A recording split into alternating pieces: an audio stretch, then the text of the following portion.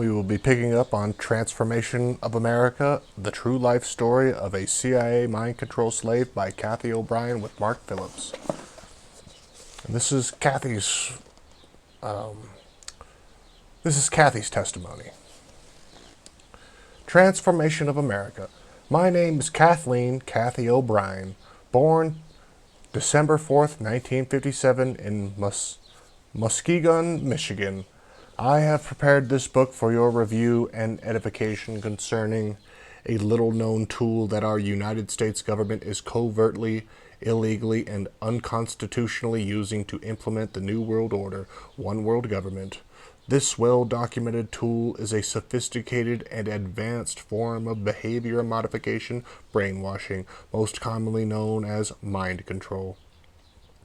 My first-hand knowledge of this top-secret U.S. government psychological warfare technique is drawn from my personal experience as a White House presidential model mind control slave.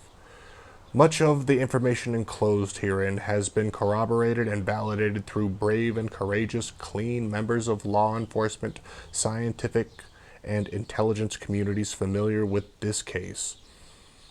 These individual efforts helped me to understand and corroborate what happened after a lifetime of systematic physical and psychological torture orchestrated to modify my behavior through totally controlling my mind. Some of these courageous individuals are employed by the very system that controlled me and live in fear of losing their jobs, their families, or their lives. They have gone as far as they dare towards publicly exposing this tool of the engineers of the New World Order to no avail. This book is a grassroots effort to solicit and enlist the public and private support of human rights advocates, the recognized, respected doers in America, to expose this invisible personal and social menace. This can be done by well-organized, cooperative citizens with a passion for justice who have expressed interest in restoring our Constitution and taking back America. This copy you hold in your hand is for your edification and action. While these pages have been While these pages have been condensed for your quick perusal, there are literally thousands of files of documentation that support much of what I am reporting. Thanks to those dedicated individuals who found a means of manipulating the system more cleverly than the perpetrators, the documents referred to were declassified for release right at the source. It is my patriotic respect for the principles of truth, justice, and ultimately the freedom on which America was founded that compels me to expose the world domination motivations of those in control of our government, commonly referred to as the shadow government. By taking back America, detouring its destined course of being recognized worldwide for the mind control atrocities unleashed on humanity that literally begin where Adolf Hitler left off. Hitler's version of the world domination that he termed in 1939 the New World Order is currently being implemented through advanced technologies in, among other, genetic mind control engineers by those in control of America. Senator Daniel Inouye, Democrat, Hawaii, commented about the operations of this secret government before a Senate committee Senate subcommittee, when he described it as a shadowy government with its own Air Force, its own Navy, its own fund free from all checks and balances and free from all the law itself. The expertise of my primary advocate and skilled deprogrammer, Mark Phillips, developed through his U.S. Defense Department, gained knowledge of top-secret mind control research and researchers, was responsible for the restoration of my mind to normal functioning. As a result, I have recovered the memories related to this in this text, and having survived the ordeal have reached this point of enormous frustration. In 1988, through a series of brilliantly orchestrated events, Mark Phillips rescued my then 8-year-old daughter Kelly and me from our mind control existence and took us to the safety of Alaska for rehabilitation.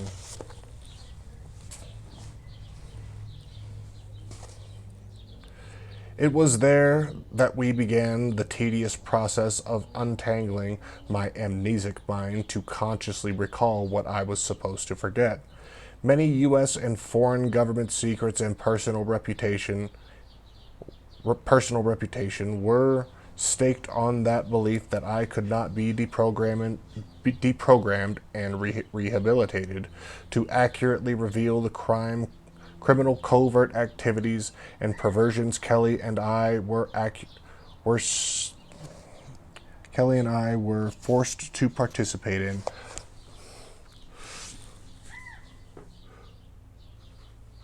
The text is so small, my goodness. Particularly during the Reagan-Bush administrations. Now that I have gained control of my own mind, I view it as my duty as a mother and American patriot to exercise my gained free will to expose the mind control atrocities that my daughter and I endured at the hands of those in control of our government. This personal view of Inside Pandora's Box includes a key perception of how mind control is being used to apparently implement the New World Order, and a personal knowledge of WHO, World Health Organization, some of the so-called masterminds behind this world and mind dominance effort. Most Americans old enough to remember recall exactly where they were and what they were doing when President John F. Kennedy was shot. His assassination traumatized the nation and provides an example of how the human mind photographically records events surrounding trauma. The traumas I routinely endured during my mind control victimization provided me the latitude to recover my memory in the photographic detail which it was recorded. Indirect quotes I have included in the following pages depicting carefully selected events are verbatim. I apologize for any obscenities quoted, but this was necessary to maintain integrity of the statements and accurately reflect the characters of the speakers. While I am free to speak my mind, Kelly, now 14, is not so fortunate. Kelly has yet to receive rehabilitation for her shattered personality and programmed young mind. The high-tech sophistication of Project Monarch trauma began... oh dear. The high-tech sophistication of Project Monarch trauma-based mind control procedures she endured, literally since birth, reportedly required highly specialized, qualified care to aid her in eventually gaining control of her mind and life. Due to the political affluence of our abusers, all efforts to obtain her inalienable right to rehabilitation and seek justice have been blocked under the guise of so-called national security. As a result, Kelly remains warehoused in a mental institution in the custody of the state of Tennessee, a victim of the system, a system controlled and manipulated by our abusive government leaders, a system where state forms make no allowances to report military top secret abuses, a system that exits on federal funding directed by our perverse, corrupt abusers in Washington, D.C. She remains a political prisoner in a mental institution to this moment, waiting and hurting. Violations of laws and rights, psychological warfare, intimidation tactics, threats to our lives, and various other forms of CIA damage containment practices thus far have remained unhindered and unchecked due to the National Security Act of 1947 and the 1986 Reagan Amendment to same, which allows those in control of our government to censor and or cover up anything they choose. Now, with our country free from outside threats since the fall of the Soviet Union, our free press is reportedly no longer encumbered by censorship. This fact alone should free us to pursue justice, but it has not. Please ask why. Hence the purpose of releasing this book at this time, after 5 long years of being unjustly and painfully separated from my daughter, while our abusers have had full access to her through a corrupt and manipulated system. It is my fervent hope and intent to solicit help from you in the form of advice, expertise, and public outcry concerning this very solvable problem. I could not prevent the trauma mind control abuses Kelly endured due to my own victimization, but she is depending on me now to expose the truth and enlist the help that the juvenile court has restrained her from seeking. I dedicate this book to Kelly and all others like her, and to every American unaware of the mind control atrocities prevailing in this country. What Americans don't know is destroying them from the inside out. Knowledge is our only defense against mind control. It is time to wake up and arm ourselves.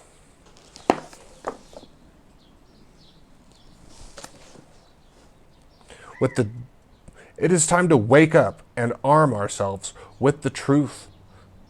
Restore the constitutional values of freedom and justice for all, and retroactively enforce the 13th Amendment and take back America. Chapter 1. My Introduction to Humanity. My pedophile father, Earl O'Brien, brags that he began substituting his penis for my mother's nipple as soon after I was born.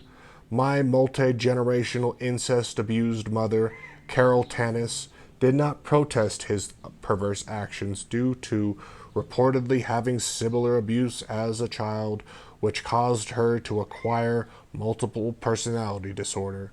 My earliest recovered memory was that I could not breathe with my father's penis jammed into my little throat, yet I could not discern his semen from my mother's milk. I do not recall thinking, but I am aware through education that this early sexual abuse distorted my primitive concepts of feeding, breathing, sexuality, and parental perceptions. I recall as a toddler being unable to run, I could barely walk, to my mother for help as my instincts demanded. Through my gulping sobs, my terror rose as I tried to clear my throat of my father's semen and draw a breath of air. My mother finally arrived at my side. Rather than comfort me, she accused me of throwing a temper tantrum and holding my breath. She responded only by throwing a glass of cold water in my face. I was shocked. As the water splashed my face, I knew she would not help, and it was up to me to save myself. I automatically multiple personality disordered. I was, of course, too young to logically understand that what my father was doing to me was wrong. I accepted his strangling sexual abuse as a normal and natural part of my home life, and split off a personality to deal with the pain and suffocation to satisfy his perversions. Therefore, as a child, I was dissociative of my father's abuse. I was totally unable to recall his sexual abuse, even in his presence, until I saw or felt his penis. Then the terror, which was my conditioned response, triggered access to that part of my brain that previously endured the trauma. I was remembering the abuse and how to deal with it. This part of my brain developed into a personality of its own, which belonged to my father, which he rented out and later sold to the U.S. government, as will be explained and detailed in the following pages. Other parts of my conditioned mind, with other abuses, and circumstances, my father was, as revealed by my own investigations, apparently a multi-generational incest child from a large, poor, and horribly dysfunctional family. This mother earned a living as a prostitute for local lumbermen after his father died when he was 2 years old. My father's brothers and sisters were all sexually and occult ritually abused, just as he was. They grew up to be drug addicts, prostitutes, street derelicts, and pedophiles, who also sexually abused me and my brothers and sisters. I developed more personality splits to deal with the traumas of these torturous relationships. My mother's dysfunctional family also appears to be multi-generational, but of a slightly higher socioeconomic class. Her father owned the building occupied by a Masonic Blue Lodge he led, and managed by a local beer distribution business with her mother after completing his military career. Together they sexually abused my mother and her three brothers, who in turn sexually abused me. My father often went campaigning on vast wilderness acreage surrounding my grandfather's Masonic Lodge in Newaygo, Michigan. Large bluffs, referred to as the High Banks, overlooked the White River flowing through his property, which is where we pitched our tents. My mother's brothers, Uncle Ted and Uncle Arthur Bomber Tanis, often accompanied us as sexually abused my brother and me.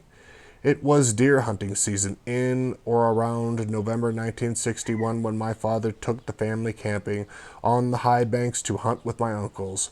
That night, as my brother and I were being sexually passed around the campfire to satisfy pedophile perversions, a lost hunter stumbled into our camp. My father shot him when he attempted to run, the rifle's blasts piercing my brain and further fragmenting my mind. I sat dazed and dissociative. I sat dazed in a dissociative trance, while my mother methodically picked up the campsite and my father and uncles disposed of the body. As my father drove us away from the crime scene, we were stopped by several hunters who had the road blocked in a desperate attempt to locate their missing companion. They described the man I saw my father kill and said they heard gunshots. Reality intrigued on my dissociative trance, and I screamed and cried hysterically until I no longer knew why I was crying. My Uncle Ted soon became a street derelict. Uncle Bomber died a few years later from alcoholism in his early 40s, and my father became more financially and politically connected. My mother's oldest brother, Uncle Bob, was a pilot in the Air Force intelligence and often boasted that he worked for the Vatican. Uncle Bob was also a commercial pornographer, producing kiddie porn for the local Michigan Mafia, which looped back to Mafia porn kingpin and U.S. Representative Gerald Ford. I split off more personalities just to deal with my Uncle Bob, his friends, and the perverse business he shared with my father. My father's sixth grade education had earned him a job as a worm digger for local sport fishermen. By the time I was 6 years old, however, his pornographic exploitation of my older brother Bill and me had provided enough income to move us into a bigger house nestled in the Michigan sand dunes. My father was right at home there. The tourists and drug dealers who littered the eastern shore of Lake Michigan further supplemented his income by paying for perverse sex with us children. My father also became involved in illicit drug sales. Soon after we moved, my father Soon after we moved, my father was reportedly caught sending kitty porn through the U.S. mail. It was a bestiality film of me with my Uncle Sam, O'Brien's boxer dog Buster, my Uncle Bob, also implicated in manufacturing the porn. Out of apparent desperation, informed my father of a U.S. government defense intelligence agency top secret project, which he was privy. This was Project Monarch. Project Monarch was a mind control operation which was recruiting multi-generational incest abused children with multiple personality disorder for its genetic mind control studies. I was a prime candidate, a chosen one. My father seized the opportunity as it would provide him immunity from prosecution. In the midst of the pandemonium that ensued, Gerald Ford, arrived at our house with the evidence in hand for a meeting with my father. "Is Earl home?" he called to my mother, who nervously stood behind the screen door, hesitating to let him in. Not yet," my mother replied, her voice shaking. "He should have been home from work by now. I know he's expecting you." "That's okay." Ford turned his attention to me. I was standing outside on the front porch, and he crouched down to my level, patting the large brown envelope containing the confiscated porn tucked inside his arm, and he said, "You like doggies, huh?" "Buster is a nice doggy," I replied. "He's funny," not understanding why the dog had been whisked away when the porn was confiscated. I complained, "Buster's gone." "Buster's gone?" Ford asked. "Yeah, my Uncle Sam took him away," I told him. Ford laughed loudly at the irony of my statement. In my limited view, I thought he found it humorous that Buster was gone. My father pulled into the driveway, honking the horn of his new tan convertible. Ford stood up, with his fly-level eye to me. I noticed his penis was erect and reached for it as conditioned. "Not now, honey," he said. "I have business to tend." Ford went inside with my parents to officially seal my fate. Not long after that, my father was flown to Boston for a 2-week course at Harvard on how to raise me for this offshoot of MKUltra Project Monarch. When he returned from Boston, my father was smiling and pleased with his new knowledge of what he termed as reverse psychology. This equates to my satanic reversals and involves such play on words as puns and phrases that stuck in my mind like, "You earn your keep, and I'll keep what you earn." He presented me with a commemorative charm bracelet of dogs and my mother, with the news that they would be having more children to raise in the project. I now have 2 sisters and 4 brothers ranging from ages 16 to 37 that are still under mind control. My mother complied with my father's suggestions, mastering the art of language manipulation. For example, when I could not snap my own pajama top at the bottoms in a childish effort to keep my father out of them, I asked my mother to please snap me. She did. She would snap her forefingers against my skin in a stinging manner. The pain I felt was psychological, as it proved to me once again that she had no intention of protecting me from my father's sexual abuse. Also, in keeping with his government-provided instructions, my father began working me like the legendary Cinderella. I shoveled fireplace ashes, hauled and stacked firewood, raked leaves, shoveled snow, chopped ice, and swept because, my father said, your little hands fit so nicely around the rake, mop, shovel, and broom handles. This time, my father's sexual exploitation of me included prostitution to his friends, local mobsters and masons, relatives, Satanists, strangers, and police officers. when I wasn't being worked to sexual exhaustion, filmed pornographically, prostituted, or engaged in incest abuse, I dissociated into books. I had learned to read at a young age of 4 due to my photographic memory, which was a natural result of multiple personality disorder slash dissociative disorder. Government researchers involved in MKUltra Project Monarch knew about the photographic memory aspect of NPD-DID, and of course, as well as other resultant superhuman characteristics. Visual acuity of an NPD-DID is 44 times greater than that of an average person.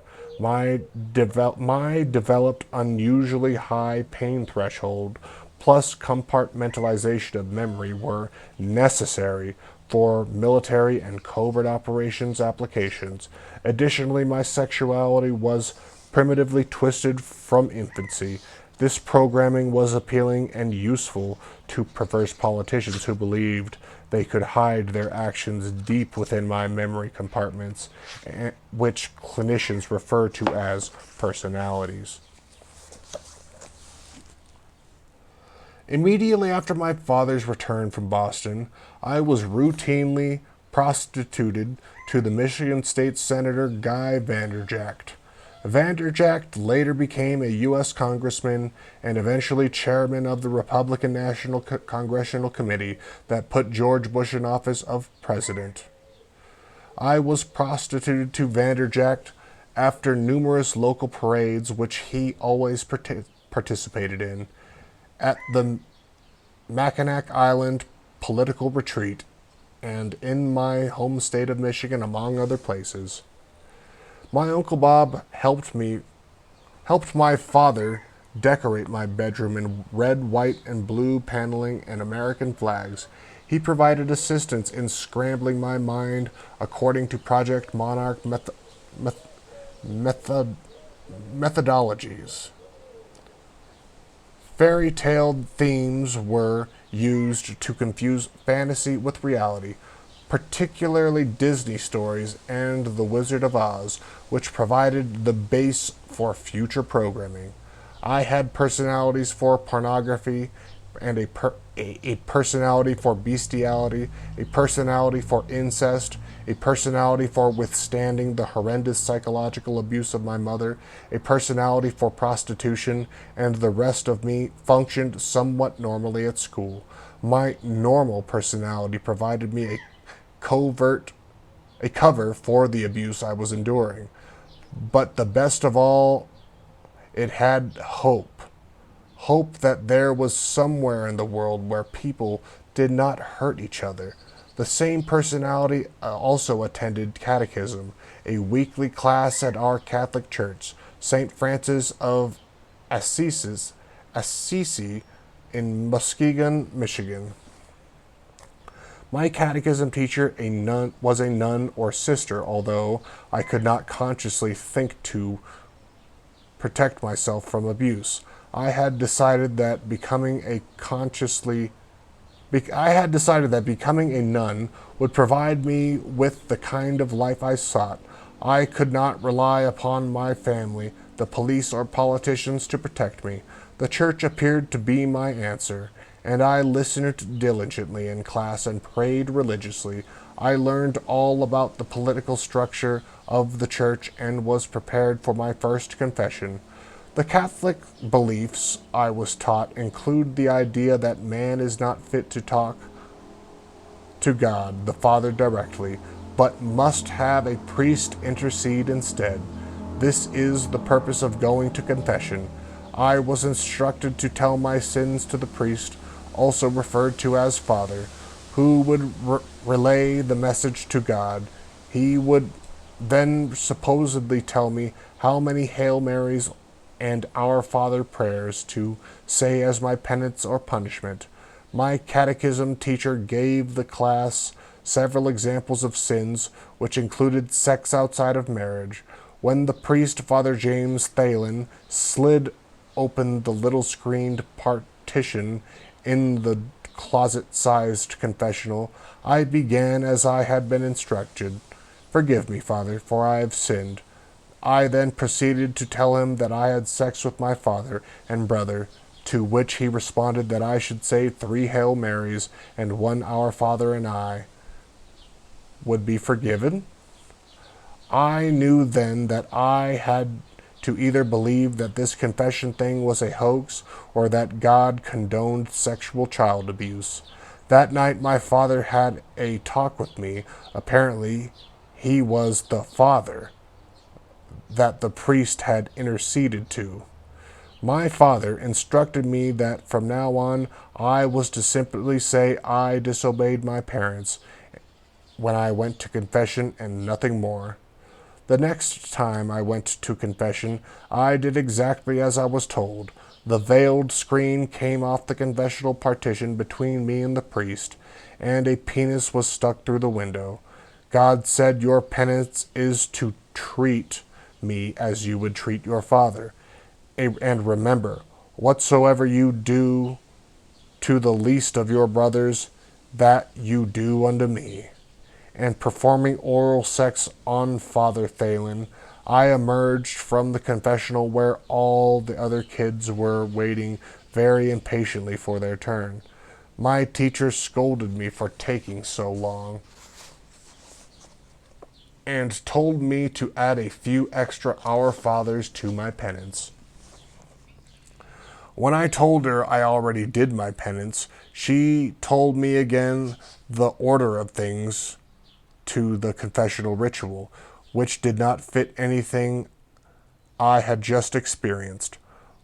Without ever conscientiously knowing why I abandoned the idea of becoming a nun, as that part of me too split off from what was left of my normal base personality. I continued to maintain an illusion of normalcy for school, excelling in my studies due to my photographic memory and in spite of my chronic daydreaming. I had plenty of friends and played enthusiastically at recess, expending large amounts of energy in my subconscious effort to escape my own mind. And I lost myself in books my father suggested I read: The Wizard of Oz, Alice in Wonderland, Island of the Blue Dolphins, Disney classics, and Cinderella, all of which were used in conditioning my mind for what soon would become mind control programming. My television viewing was restricted and monitored in keeping with my father's gained knowledge. I was, however, permitted to watch the best of movies: The Wizard of Oz, Disney classics, Alice in Wonderland, and Cinderella over and over and over again. When I was in second grade, my Brownie troop marched in the Memorial Day Parade, in which then Michigan State Senator Vanderjagt also participated. At the end of the parade, he took me into a nearby motel and had me perform oral sex on him before sending me back to where my Brownie troop was waiting. My Brownie leader and peers thought it commendable that Vanderjagt took me with him. They gathered all around to hear about it. I noticed a white splash of semen on my sash and hurriedly explained that he had taken me for a milkshake as I wiped it away. Having to cover for his perversion on my Brownie troop infringed on my school personality, and the normal remainder became even smaller. With the memory of this incident compartmentalized in my mind, I made no conscious association to Vanderjagt when my third grade teacher announced that we were taking a field trip to the Senate Capitol in Lansing, Michigan, where he was in session. Once at the Capitol, I was ushered away from my classmates and taken to Vanderjagt's office, where he was waiting along with his friend and mentor, soon-to-be President Gerald Ford. Vanderjagt lifted up my skirt, pulled down my panties, and placed me on his desk for sex with him and Ford. Afterward, they laughed as Vanderjagt placed a small American flag in my rectum and instructed me to wave it. He then presented me with a Kennedy pen inscribed with the motto that would lead me for the rest of my mind control existence: Ask not what your country can do for you. Ask what you can do for your country.